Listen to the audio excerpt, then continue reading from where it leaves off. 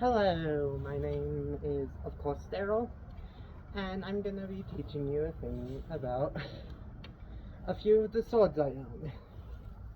So, the first one, probably the easiest to use and train with, is my Gladius. It's a Roman/Greek sword, and its movements can be very precise and fast. It is probably the easiest to not, hurt yourself with, but at the same time, probably very easy to hurt yourself with it, even with it sharpened, even with it dulled, because of how fast your movements can be with it. Next, and also for the Gladius, I do not know any specific, oh, these are some cool moves you can do. Next is my longsword. Originating, well, this one is actually, I got it from a Renaissance fair a few years ago, but longswords usually originated from the medieval period, often used by knights, great at keeping enemies away, but at the same time not practical in day-to-day life. There are a few different grips you can do on this. There's the hammer grip.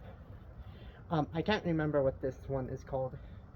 Probably like the hook grip or something, but it's designed more for thrusting, which you don't really want to do that much with a longsword.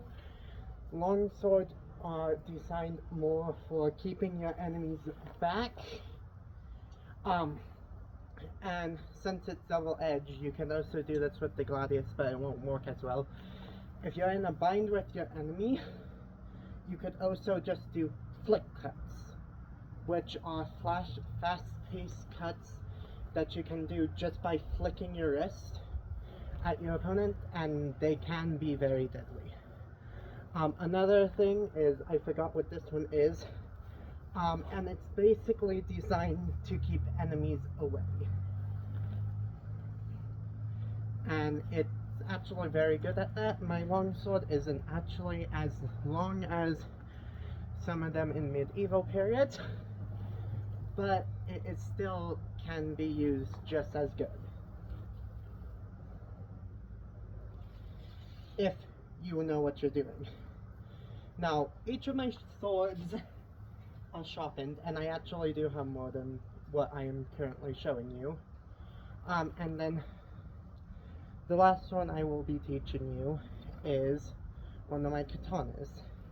This one, I believe, is only a stainless steel katana. I have a better katana and also a worse katana. I have a more historical katana and a more commonly made current katana.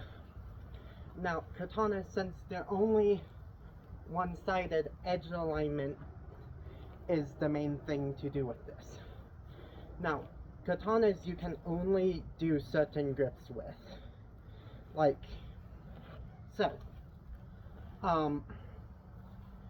But also, since they're only one-edged, you can use them to back up your assault without having to have much hand protection. But also, since most katanas have I can't remember what it's called, sorry, I am not the smartest. Most katanas have this, which means it denies you from certain movements with it, but also strengthens slices.